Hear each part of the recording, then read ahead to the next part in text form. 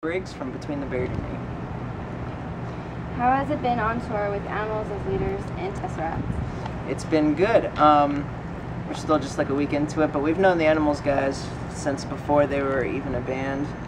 We go way back with them, and we were just in Europe with them in September, sharing a bus together, so we had all kinds of fun and adventures across the ocean. And Tesseract we just met, a week ago, and they're nice guys. Good blokes. Blokes. Mm-hmm. Cool. They're English. Except for their singer. He's from Maryland. Elliot. Yeah. Yes. How has it been with the transition to Metal Blade Records? Seamless. It was fine. Yeah, they don't meddle in our affairs. They just let us do our thing, and then they put it out. It's wonderful.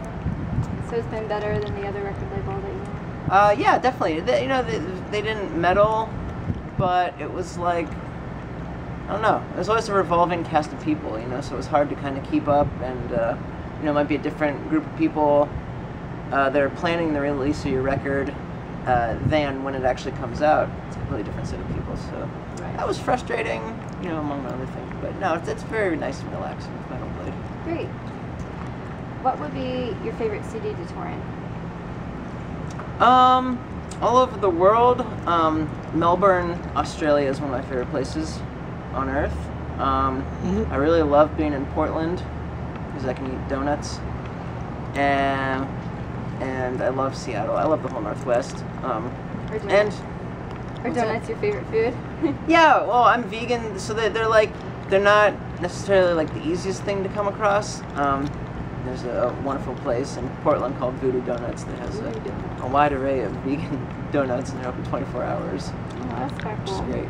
And I hope they give me free donuts now. What's your favorite venue?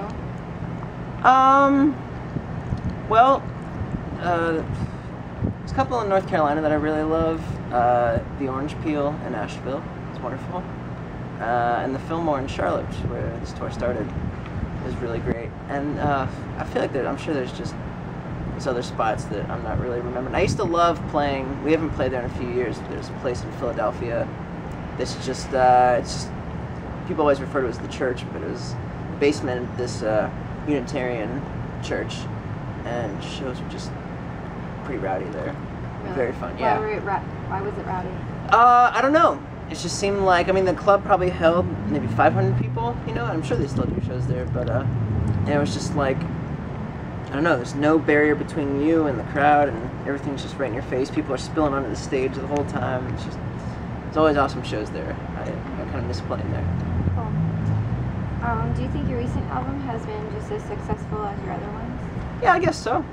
Depends on how you measure success. That's true. Yeah. What do you feel your music conveys to your listeners, your fans? Does it have any messages, or? I think it just kind of has, like, I'm not like a lyrics guy. Like, when I listen to music, I'm just kind of zoning in on everything as a whole, And I would hope that there's just kind of, that the idea of kind of being limitless and, constantly experimenting and trying new things, I would kind of hope that gets across, because for us, music is kind of number one. Not to take away from Tommy or anything, we're just, that's a one-man mission, really, the lyrics and all that. For us, it's, pushing our music to new places. It's an important thing. Cool. Out of all the songs on the recent album, what is your favorite and why? Specular Reflection, the first one.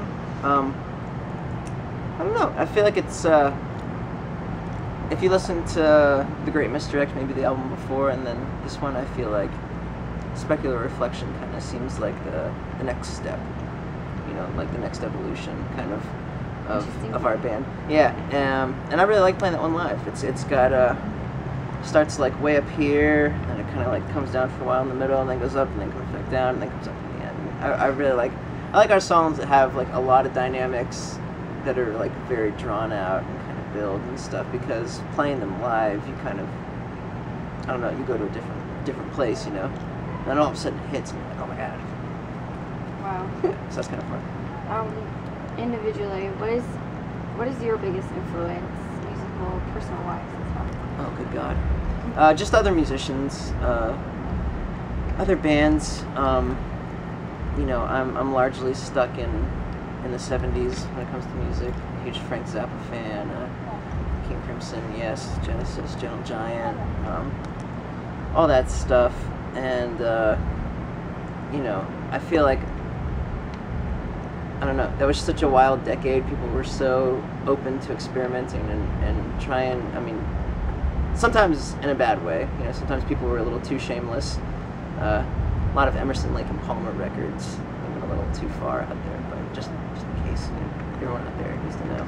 But you know, I kind of like look to that age of excess and experimentation for a lot of inspiration and stuff. And you know, my playing style obviously evolved when I was younger from more current music, you know, growing up with 90s alt rock or whatever, and then getting into you know, heavier stuff, like hardcore stuff back in the day, and then getting all over the place after that once I got into college. But so I feel like kind of taking that idea from the 70s and mixing it with, you know, my modern influences.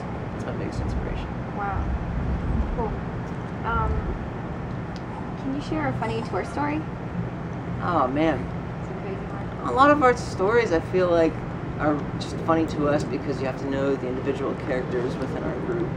You know, not just the band, but like our touring crew and everyone.